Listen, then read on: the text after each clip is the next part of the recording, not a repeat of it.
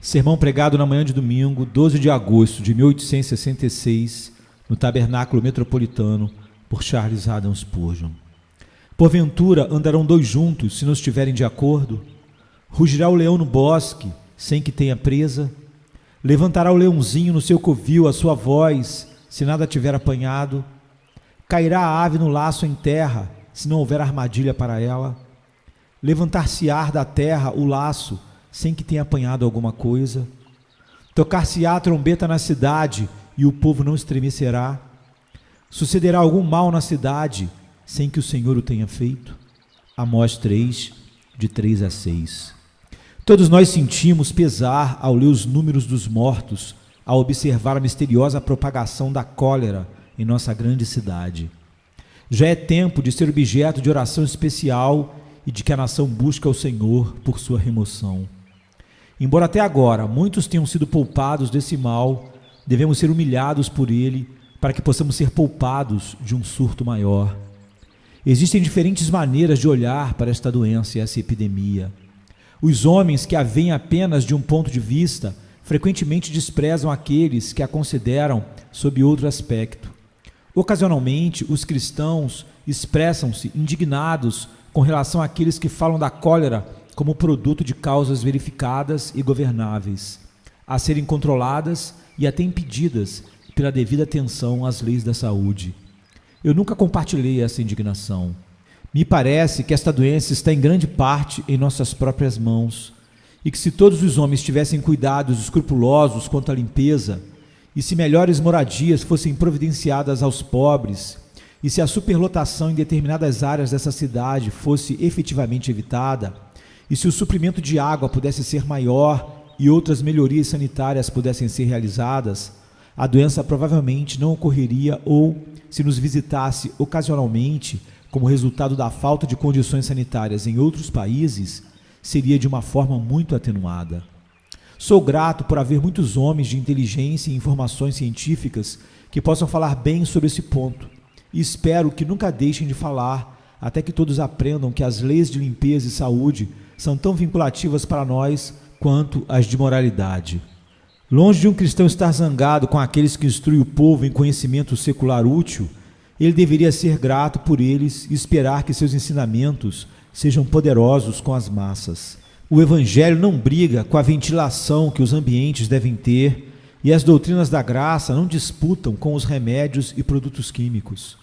Pregamos arrependimento e fé, mas não denunciamos os produtos químicos bem utilizados e remédios e cuidados sanitários. E por mais que defendamos a santidade, sempre temos uma boa palavra para a limpeza e sobriedade. Promovemos com todo o coração aquilo que pode honrar a Deus, mas não podemos negligenciar aquilo que pode abençoar nossos vizinhos, a quem desejamos amar, assim como a nós mesmos. Por outro lado, é ainda mais comum que aqueles que olham apenas para as causas naturais zombem dos cristãos que veem a doença como um flagelo misterioso da mão de Deus. Admite-se que seria uma tolice negligenciar os meios designados para evitar a doença, mas zombe quem quiser. Acreditamos que seja igualmente um ato de loucura esquecer que a mão do Senhor está em tudo isso. A maneira singular como essa doença se apodera frequentemente de pessoas improváveis e se afasta do caminho que esperávamos, deve nos mostrar que existe uma mão invisível que dirige seu circuito sombrio. Deixe o homem sábio trabalhar aqui embaixo, mas coloque a sua esperança em cima. Deixe-os purificarem e expulsarem os focos de condição que propagam a morte, mas coloque o seu olhar no Senhor e doador da vida para obter sucesso em todos os seus feitos. Se Deus nos chamar, que homem poderá nos manter neste mundo? Não é da minha conta, nesta manhã, descrever o aspecto sanitário do assunto. Este não é o dia nem o local, mas reivindicarei total liberdade para entrar na visão teológica do mesmo. E se isso excitar o desprezo do homem prático e secular, ficaremos mais tristes por sua estreiteza de espírito do que por seu desprezo por nós. Nós não o desprezamos, mas desejamos que ele acelere em suas reformas. Ele não deve nos desprezar, mas reconhecer em nós seus verdadeiros aliados. Acreditamos que Deus envia todas as pestilências, elas venham como vierem, e que Ele as envia com um propósito, sejam removidas da maneira que forem. E pensamos que é nosso dever como ministros de Deus chamar a atenção das pessoas a Deus na doença e ensinar-lhes a lição que Deus gostaria que elas aprendessem. Não estou entre os que, como sabem, acreditam que toda aflição é um julgamento sobre a pessoa em particular a quem ela ocorre. Percebemos que neste mundo o melhor dos homens costuma suportar o maior sofrimento e que o pior dos homens frequentemente escapa. E, portanto, não acreditamos em julgamentos para determinadas pessoas, exceto em casos extraordinários. Mas, no entanto, acreditamos firmemente que existem julgamentos nacionais e sobre as nações, e esses pecados nacionais provocam castigos nacionais ou em várias nações ao mesmo tempo. Quanto aos indivíduos, seu castigo ou recompensa é reservado para o próximo estado, depois da morte. Mas as nações não existirão no próximo mundo. Não existe julgamento de nações. Portanto, no último grande dia, esse será o julgamento de indivíduos, um por um. O julgamento e o castigo das nações ocorrem nesse estado. E é aqui que devemos procurar o julgamento de Deus sobre o pecado nacional e das nações. Após a presente visita como castigo nacional, falaremos hoje de manhã, e não o deterei com muita introdução, mas o conduzirei imediatamente às perguntas do texto. A primeira pergunta é uma metáfora tirada do caminho dos viajantes. Dois podem andar juntos, a menos que estejam de acordo? O que significa, sendo interpretado, que não é de admirar que Deus não continue andando com o povo pecador, que não é de se esperar que, quando uma nação se desentende com Deus, Deus continue a abençoá-la. Dois viajantes caminham juntos por um pouco de tempo, mas de repente caem em palavras duras e raivosas, e depois de um tempo, um se desentende com o outro e o ofende. Você não pode supor que a pessoa assim atacada continuará caminhando com ele, que o agride maliciosamente. Eles devem se separar. Agora, quando Deus anda com uma nação, essa nação prospera. Mas se essa nação levanta sua voz contra Deus, briga com ele sobre sua vontade e lei, e se apressa perversamente em caminhos pecaminosos, se houver muitos nela que não o têm como Deus, que fazem o possível para extirpar seu próprio nome da terra, que ele mesmo criou, então não podemos esperar que Deus continue a andar com esses ofensores. Irmãos, deixe-me pedir-lhe com sobriedade, sem fanatismo, para considerar se não houve o suficiente na Inglaterra, especialmente nessa grande cidade de Londres, para deixar Deus irado conosco. Não houve uma discordância grave entre os moradores dessa cidade e Deus. Não houve o suficiente para fazê-lo dizer: não andarei mais com este povo, os castigarei profundamente e enviarei pesado julgamento sobre eles. Não falaremos dos pecados dessa cidade, que são comuns a todos os outros lugares, mas deixe-me perguntar se a embriaguez, por exemplo, da Inglaterra não é o suficiente para provocar Deus a atacá-la com todos os seus raios. Se alguém disser que há tanta embriaguez em outro lugar, respondo que, possivelmente, podem ser encontrados lugares igualmente assombrados, onde o palácio do gin brilha com uma luz forte em cada esquina, e os portões pelos quais os bêbados se arrastam para o inferno são abertos a todo momento. Pode ser que sim, mas ainda devo afirmar que não há outro país em que a embriaguez seja levada a tal extensão sob um protesto tão forte, pois a embriaguez passa a ser um pecado contra o qual não apenas o púlpito, a imprensa e o bom senso estão exclamando continuamente pelo seu excesso, mas dezenas de milhares de homens sinceros, infatigáveis, corajosos e abnegados estão ambos, pelo exemplo e pelo ensino, denunciando esse vício. Certamente não temos deficiência de protestos contra o excesso de bebida, pois existem poucas empresas nas quais as censuras mais amplas não são ouvidas com frequência. Não existe um lugar no mundo em que a embriaguez seja tão veemente e abundantemente reprimida como na Inglaterra.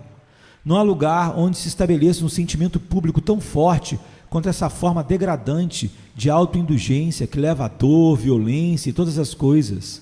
Digo, houve muito a fazer apenas por aqueles que pregam o Evangelho, que põem o machado na raiz de todo pecado, mas também por aqueles que dedicam sua força ao serrar esses galhos em particular da grande árvore do mal, de modo que este vício é conhecido por todo homem como vício e não é mais visto como uma ofensa venial.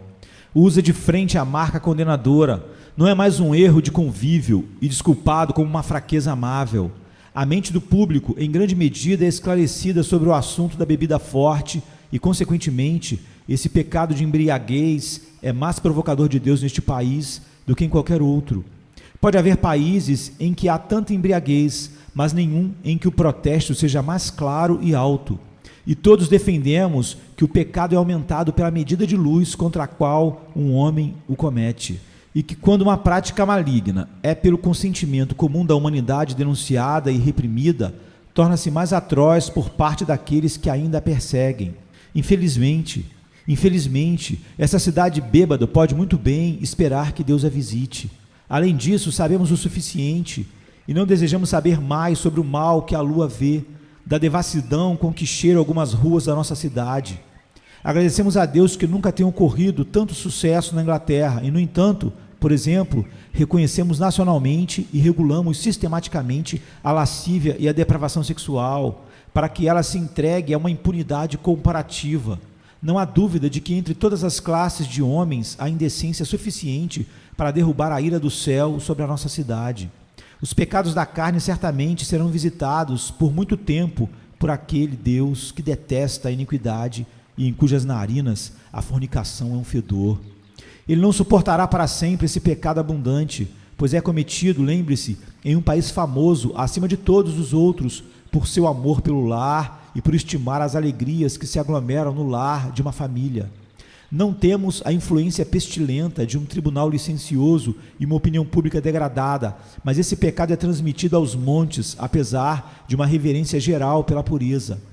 Deus não visitará Londres pelos pecados que poluem todas as noites suas ruas, apodrecem salões dourados e tumultos em meio à folia e música?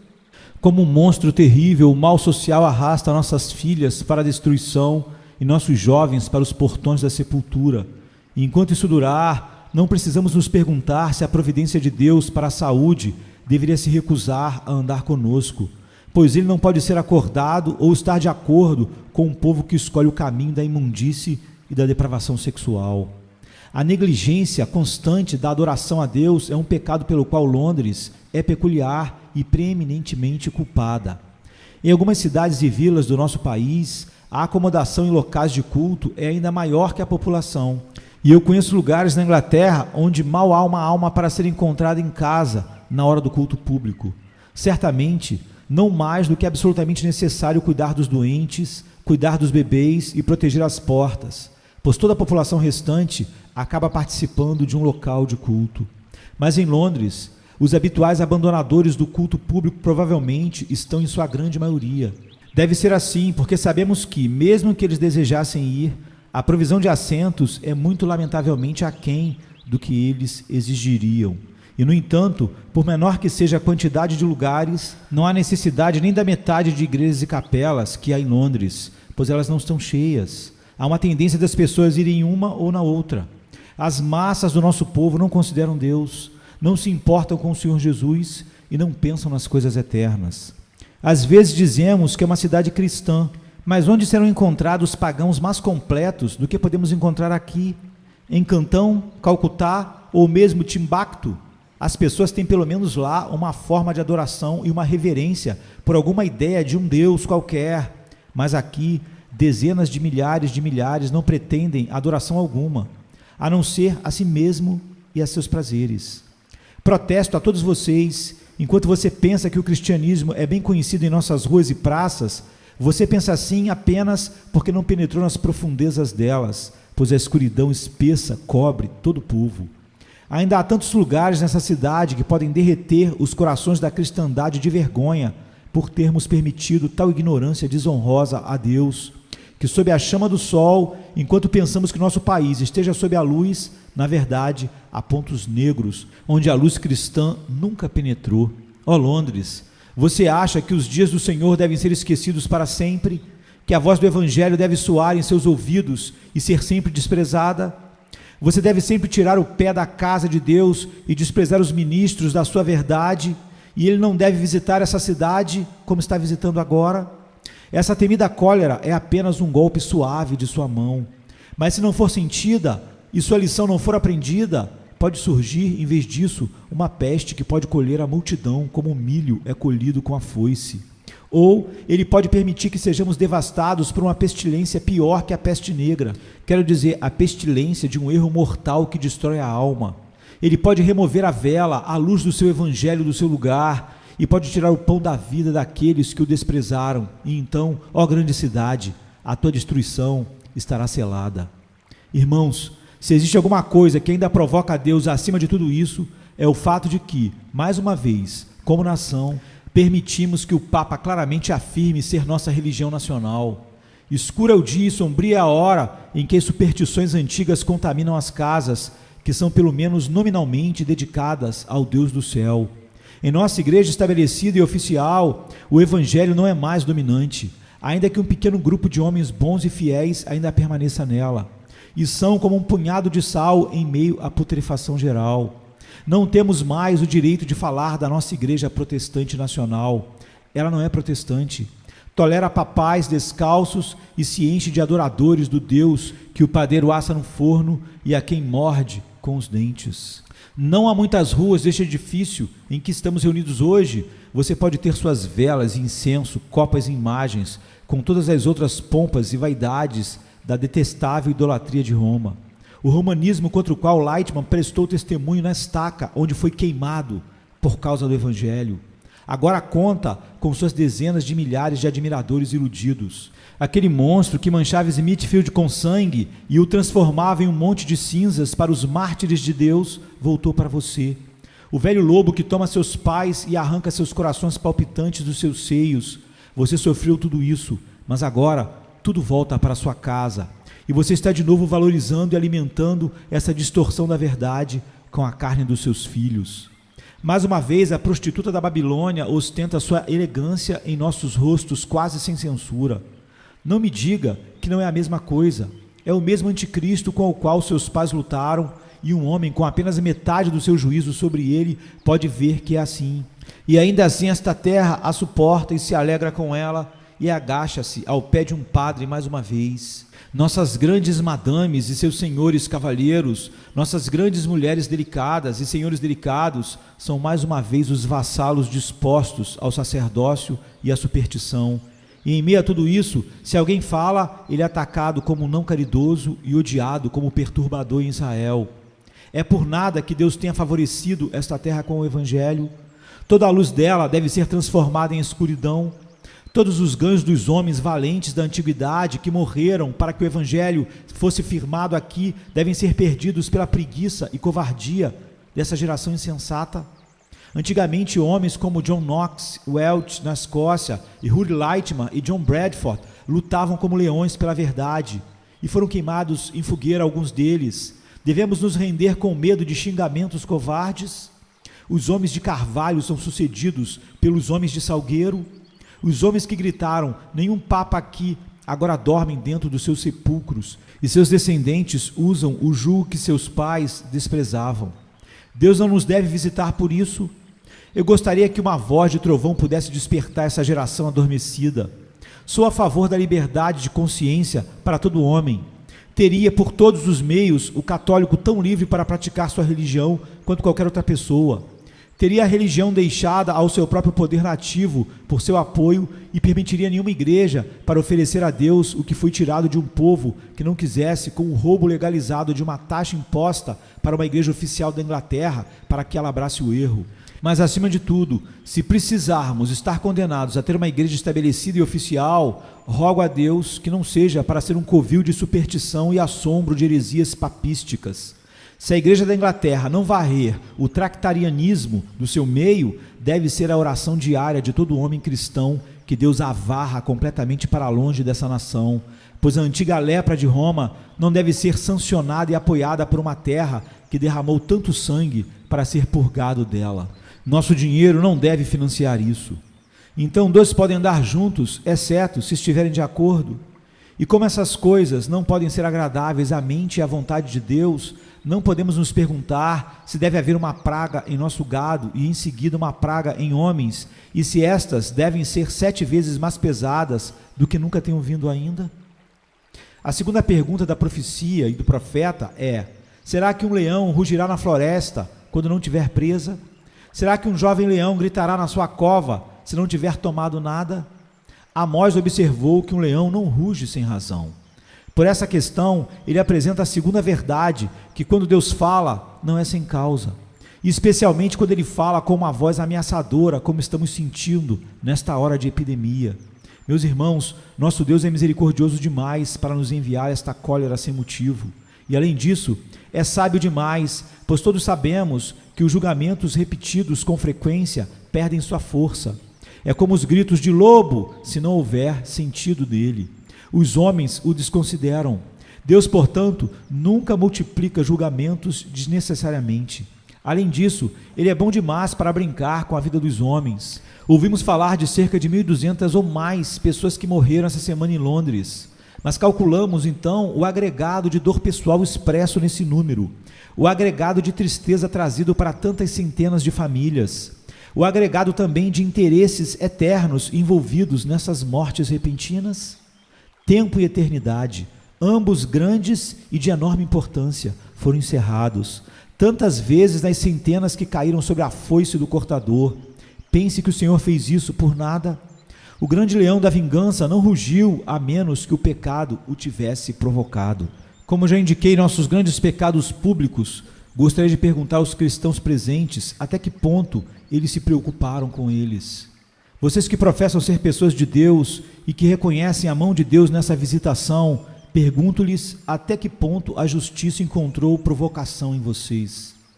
O que você teve de fazer professando ser cristão com a embriaguez dessa cidade? Você tem certeza de que está sendo bem claro? Você ensinou e pelo exemplo mostrou aos homens que o evangelho de Jesus não é consistente com a embriaguez? Você já tentou abater esse vício ou em algum grau é um cocriminoso, um cúmplice antes ou depois do fato? Se você foi culpado, eu oro para que você procure ser expurgado desse pecado. Você não pode eliminar toda a iniquidade nacional, mas se cada homem se reformasse desse vício, pela graça de Deus, esse grande mal cessaria. Que cada cristão olhe em sua própria casa e família.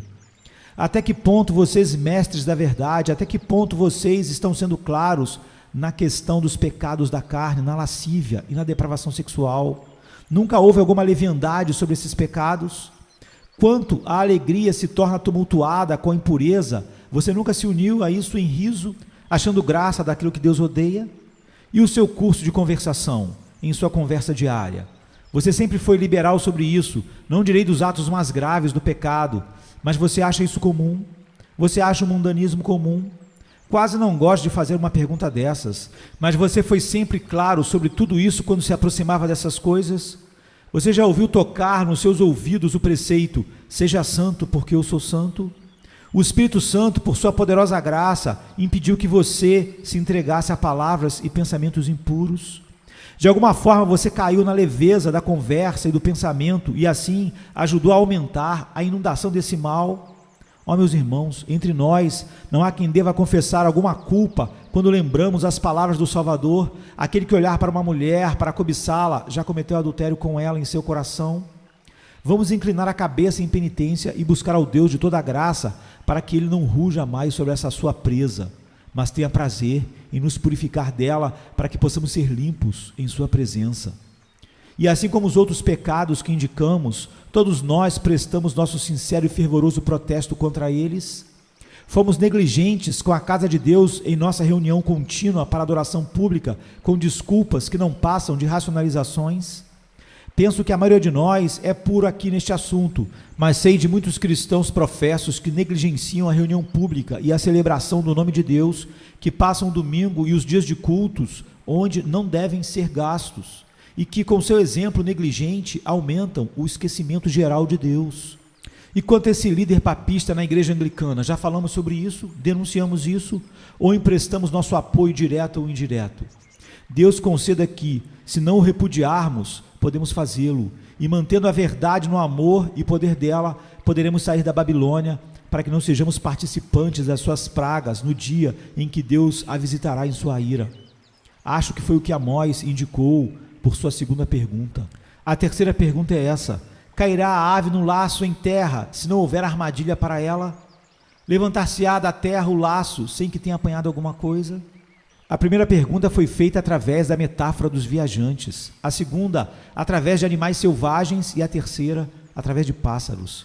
Você vê o pássaro no alto do céu, de repente ele voa para o chão e é capturado na rede, na armadilha. Agora Amós disse que ele não seria capturado na rede, a menos que uma rede tivesse sido projetada para pegá-lo. É pego porque o laço foi criado para capturá-lo. E Amós quer nos lembrar que os homens não morrem sem um desígnio da parte de Deus. É o mesmo pensamento de antes, mas é mantido sob outra luz. O pássaro não é pego na rede sem a intenção do passarinheiro. E os homens não caem na rede da morte sem uma intenção da parte de Deus. A morte, com tudo o que envolve na terra e na eternidade, não é enviada por Deus sem uma razão. Para sempre banido da conversa do cristão, seja a palavra destino.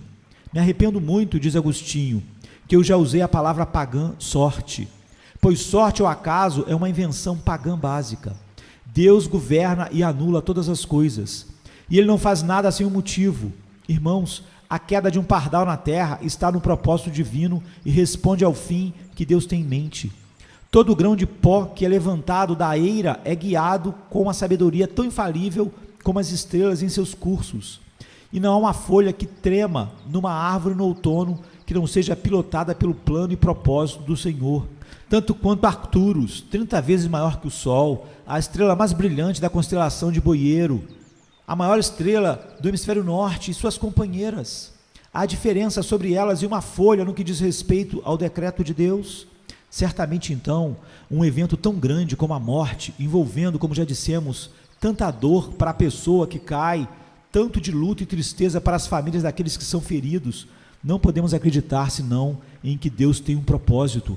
Quantas mortes nessa epidemia, quantas almas foram colhidas. O arqueiro insaciável não tem permissão para disparar aleatoriamente. Todas as flechas que voam ostentam a inscrição: tem uma mensagem de Deus para você. Quando Deus permite que a doença caminhe pelas ruas à noite, como está fazendo, estenda a sua mão poderosa, mais invisível, e leve aqui uma criança e ali um homem adulto, e entregue à sepultura aqueles que de outra forma poderiam sobreviver por muito tempo, você não acreditará que o Senhor comissionou um pavor e um mensageiro assim, sem pretender responder a algum fim para a sua missão? Concluamos com toda certeza que um propósito consistente com o amor e a justiça de Deus está oculto na atual colheita da morte, nessa epidemia. Agora segue uma quarta pergunta: alguém deve pegar uma armadilha da terra quando ainda não pegou nada? Com o que ele quer dizer que o passarinheiro não remove a rede até que ele tenha pego o seu pássaro? De modo que esta quarta pergunta implica que, na medida em que Deus tinha um propósito em enviar tribulações, podemos esperar que ele não a removerá até que esse projeto seja realizado. Tudo o que Deus tem a dizer a Londres, se for ouvido imediatamente, ele não precisará falar novamente. Mas se não for ouvido pela primeira vez, haverá uma segunda vez e outra. O passarinheiro não tira sua rede, a menos que algum pássaro seja pego. E Deus não tira o problema que ele envia, a menos que ele tenha respondido ao seu projeto ou propósito. Se você me perguntar o que eu acho que é o design, acredito que seja esse: despertar nossa população indiferente, fazer-nos lembrar que existe um Deus, que a morte está sempre presente e nós queremos esquecê-la. Epidemias nos lembram isso. O passarinheiro não vai tirar a rede até que o seu propósito seja alcançado. Quem sabe nos tornar suscetíveis às influências do Evangelho, conduzi-los à casa de oração, para influenciar suas mentes a receber a palavra, e além disso, despertar os cristãos em energia e zelo, para que possam trabalhar no dia em que se chama hoje. Minha razão para escolher esse assunto foi que eu poderia ser útil nas mãos de Deus, o Espírito Santo, para ajudar esse grande projeto, que vocês, queridos amigos, pudessem ouvir de uma só vez a voz de Deus, de modo que, para você, de qualquer forma, possa não ser necessário que haja uma repetição do julgamento e aflição. Irmãos e irmãs, vocês estão familiarizados com a história e têm razões para louvar a Deus, tenho certeza, ao virar as páginas que, durante o último meio século, fomos poupados de muitas daquelas calamidades e epidemias terríveis que ocorreram em outros dias, nestas e em outras terras. Quem pode ler a história da praga, da peste negra de Londres sem tremer? E quem pode fechar o livro sem agradecer que uma morte tão negra seja desconhecida entre nós? Quem leu a fome nesta terra sem gratidão pela abundância de pão que temos hoje? Quem pode recorrer às descrições dos saques e pilhagens das cidades sob exércitos como os conduzidos por Tilly e outros comandantes selvagens, sem agradecer por vivermos em dias melhores? Quem pode ler a história da última campanha na Áustria sem agradecer a Deus que nosso país é uma ilha e que assim somos preservados dos horrores da guerra e tantas invasões? Mas é de se temer que uma corrida constante de prosperidade, paz perpétua e liberdade de doenças possa gerar em nossas mentes exatamente o que fez em todas as mentes humanas antes, ou seja, segurança e orgulho, paganismo e esquecimento de Deus. É um fato muito solene que a natureza humana dificilmente possa suportar uma longa continuidade de paz e saúde. É quase necessário que sejamos salgados de vez em quando com a aflição, para que não possamos apodrecer com o pecado. Deus conceda que não tenhamos fome nem espada, mas como temos pestilência, como está nessa epidemia, em um grau tão grande como hoje, torna-se pedir ao Senhor que abençoe o povo, para que uma ternura de consciência possa ser aparente em toda a multidão, e eles possam reconhecer a mão de Deus. Os irmãos cristãos que trabalham no leste de Londres já me disseram que há uma maior disposição para ouvir a verdade do Evangelho e que, se houver um culto, é mais aceitável para as pessoas agora do que era antes. Pelo que eu agradeço a Deus como uma indicação de que a aflição está respondendo a seu propósito. Talvez não houvesse parte de Londres mais desprovida dos meios de graça e do desejo de usá-los do que aquele distrito em particular em que a praga caiu mais fortemente. E se o Senhor deixar os milhares que estão ansiosos para ouvir o Evangelho de Jesus agora e os ensinar a confiar nele, então o desígnio será respondido e, sem dúvida, o grande passarinheiro reunirá a sua rede. Que seja, ó Senhor, por amor do teu Filho Jesus Cristo, que a rede da epidemia seja retirada ao teu propósito ser alcançado. Todas as perguntas funcionaram até um ponto. Vimos que não é de admirar que a doença epidêmica ocorra. Aprendemos que ela não ocorre sem uma causa. Vimos que, quando ela ocorre, existe um design e que não será removida a menos que esse design seja respondido, ou outras e outras virão. E agora estamos preparados para dar o próximo passo, levantado pela quinta pergunta, a saber, que um despertar deve ser o resultado. A trombeta será tocada na cidade e o povo não terá medo? Nos tempos antigos da guerra, havia homens colocados nas torres de vigia, e quando viam o inimigo chegando, a trombeta soava e o povo corria para pegar as armas. O som de uma trombeta foi o aviso de guerra. Essa cólera, essa epidemia é como o som de uma trombeta. A voz do ministério cristão não é ouvida. Muitos que vão ouvi-lo não o escutam de verdade, pois ouvem como se não tivessem ouvido, enquanto a grande massa nada sabe e se importa menos ainda com a mensagem do pregador do Evangelho. O ministério de Londres não é totalmente impotente para os que o frequentam, mas é absolutamente inútil para a densa massa que se encontra do lado de fora da casa de Deus. A doença, no entanto, é uma trombeta que deve ser ouvida. Todos estão ouvindo agora de alguma forma. Tantos estão com medo. Seus ecos atingem os miseráveis guetos, onde os pobres estão amontoados e nunca ouviram nem se importaram com o nome de Cristo. Ouvem o som da trombeta e, quando um após o outro morre, tremem. No porão mais sombrio do local mais movimentado do vício, sim, tremem. E nos palácios dos reis, nos salões dos ricos e dos grandes, o som da trombeta encontra uma entrada e o clamor é levantado. Chegou a praga da morte, a cólera está entre nós. Todos os homens são compelidos a ouvir a voz da trombeta. Ah, se Deus tivesse sido ouvido de uma forma melhor e com um propósito melhor.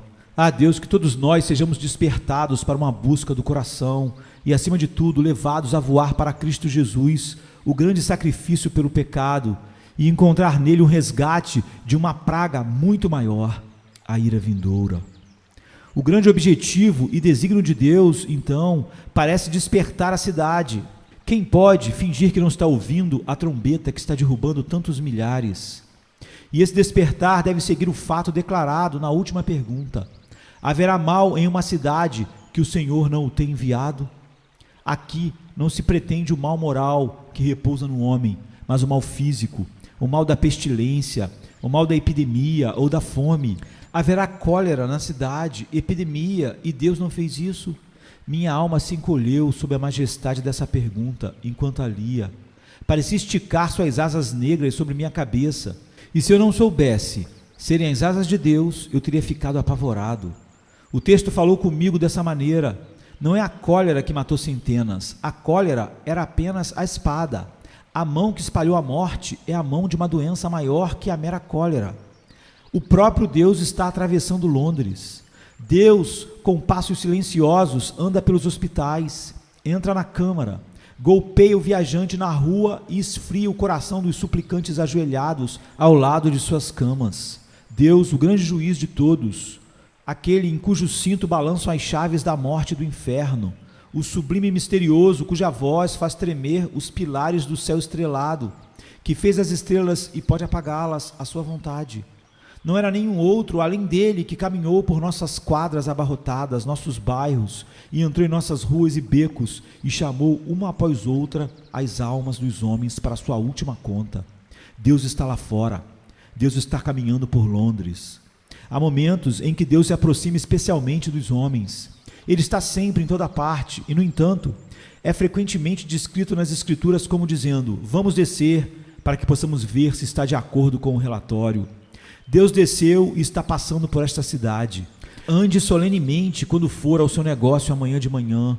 Você anda pelas ruas onde Deus andou. Você que irá ao cemitério com seus mortos, eu quase digo, tire os sapatos dos pés, pois o lugar em que você está é um solo sagrado, pois Deus está lá.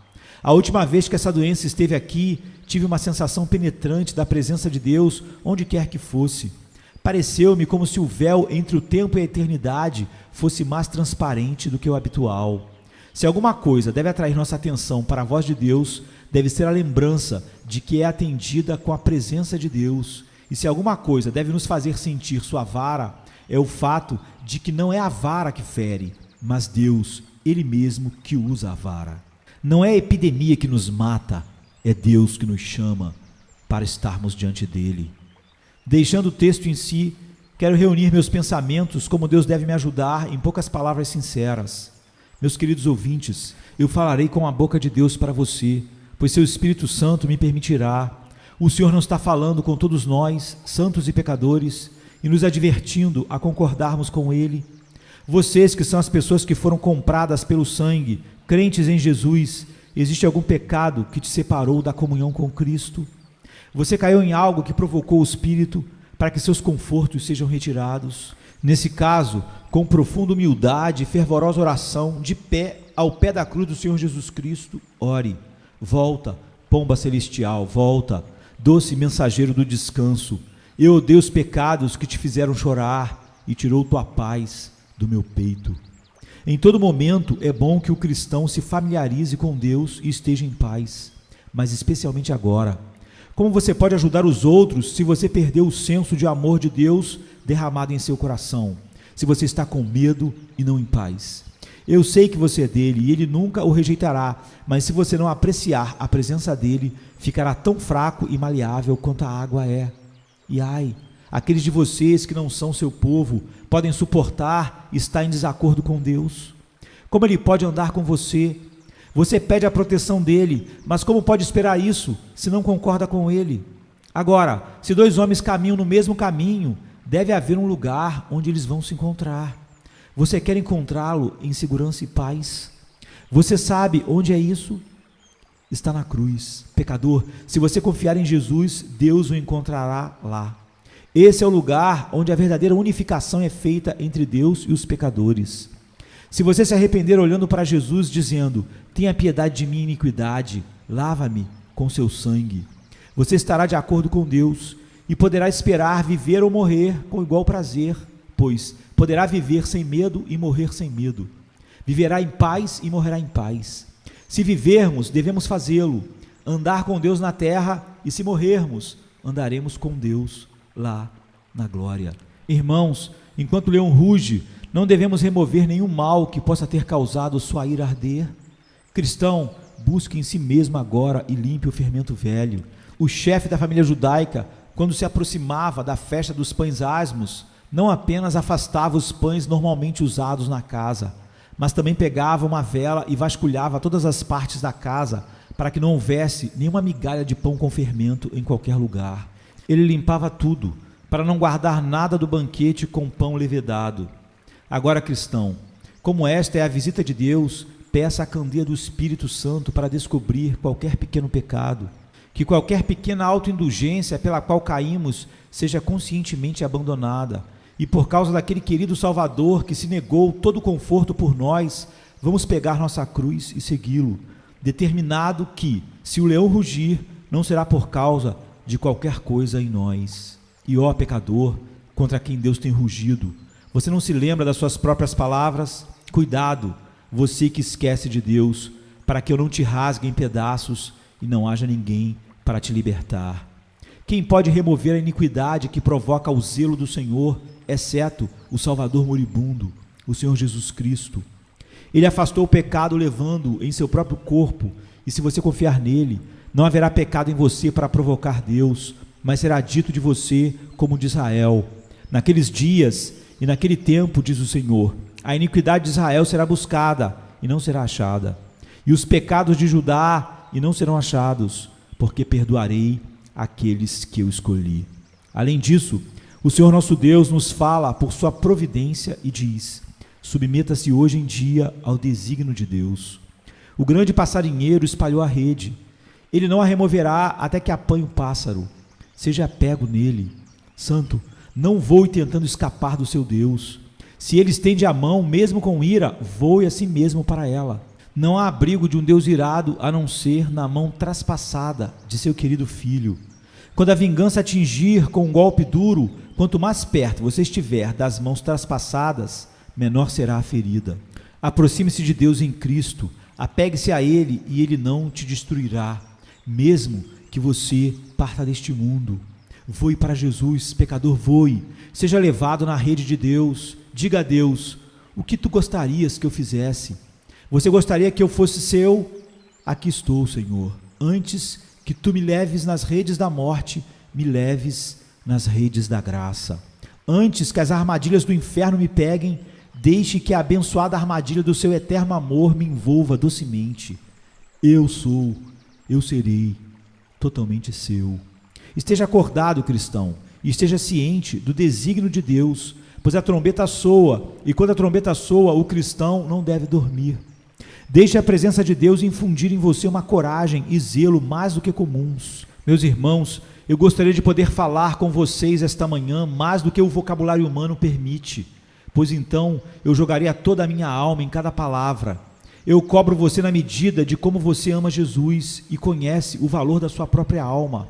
Agora, se nunca antes realmente você proclamou a verdade como devia, seja sincero nessa hora pela salvação dos filhos dos homens. Os homens estão sempre morrendo. O tempo, como um poderoso fluxo, sempre os leva embora. Mas agora eles estão sendo levados apressadamente pela torrente da epidemia em números cada vez mais crescentes. Se você e eu não nos esforçarmos para ensinar-lhes o Evangelho, sobre nossas cabeças deve estar o sangue deles. É obra de Deus salvar os homens, mas Ele trabalha por instrumentos, e temos sua própria palavra solene para isso. Se o vigia não os avisar, eles perecerão, mas seu sangue exigirei das mãos do vigia. Não há casas em seu bairro onde Jesus é desconhecido. Não existe distrito, rua ou beco perto de onde você mora, sem Deus e sem Cristo. Você não tem amigos não convertidos. Você não conhece alguém que não é salvo. Não pode haver sequer alguém sentado num banco próximo a você que nunca foi perdoado por Deus. Não pode haver dia após dia sentado num assento próximo alguém que não conhece a Cristo, que nunca foi avisado do seu perigo ou apontado para o remédio. É uma grande misericórdia quando o sino toca, se podemos dizer daqueles que morrem: fiz tudo o que pude para salvá-los da ruína. Pensei, ao ler as palavras de George Whitefield para a sua congregação, que eu gostaria de poder sempre dizer o mesmo. Ele disse: há almas, se vocês estão perdidas, não é por falta de oração, não é por falta de choro, não é por falta de pregação fiel do Evangelho. Posso dizer o fim, mas talvez não possa dizer a primeira sentença como gostaria. E ainda assim sei que há alguns de vocês aqui que, se estão perdidos, não estão perdidos por falta de aviso, nem por falta de ensino, nem por falta de convite, nem por falta de uma pregação clara sobre as grandes doutrinas da graça e da salvação. Colocamos diante de vocês a vida e a morte, te ameaçamos com a lei e em nome de Deus, e te convidamos graciosamente pelo precioso sangue de Cristo em sua graça infinita. Anos atrás, parecia haver alguma esperança sobre você, mas era como a nuvem da manhã e o orvalho da manhã, pois estamos aqui e agora e você ainda não está salvo. Quando ouvi outro dia que a senhora fulana estava morta e que morreu de cólera no meio dessa epidemia, fiquei triste, mas não pude lamentar terrivelmente, pois ela era uma que há muito tempo temia e vivia para a glória de Deus. Quando eles me disseram que um jovem digno e que amava a Cristo caíra sob a cólera, fiquei triste por ter perdido um aluno tão bom na faculdade, mas fiquei agradecido por ser alguém que havia servido tão bem a Deus na sua juventude, quando de repente foi descansar. Mas se eu ouvir falar da morte de algum de vocês, isso me causaria tristeza e medo inigualáveis. Alguns de vocês estão aqui há anos e temo, sairão deste tabernáculo para a destruição. Vocês sabem que sim, a menos que sejam mudados e transformados. Se você morrer como está agora, não tem nada a esperar, a não ser um encontro temeroso de julgamento e indignação ardente. Alguns de vocês conhecem bem o resultado do pecado e ainda assim o escolhem. Suas consciências os picam com frequência e ainda assim correm em direção a eles.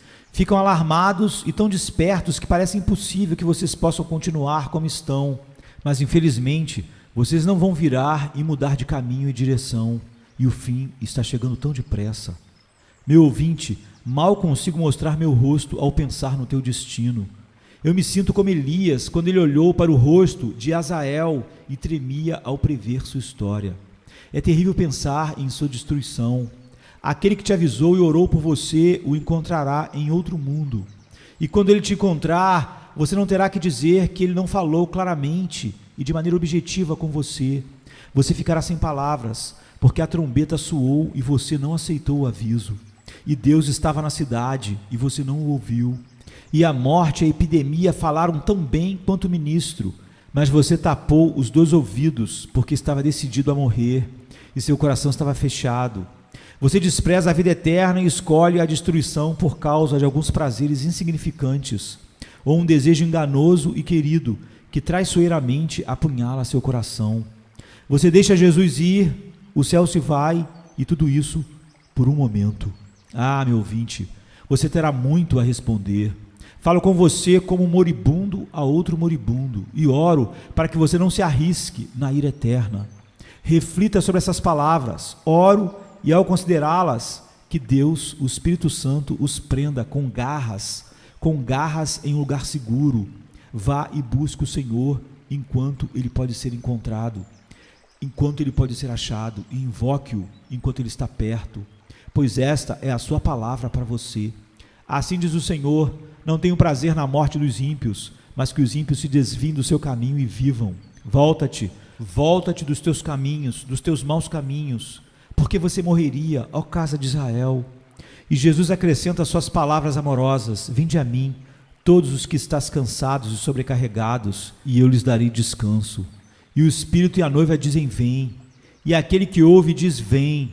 E aquele que tem sede, venha. E quem quiser, tome livremente da água da vida. Amém, queridos. Amém.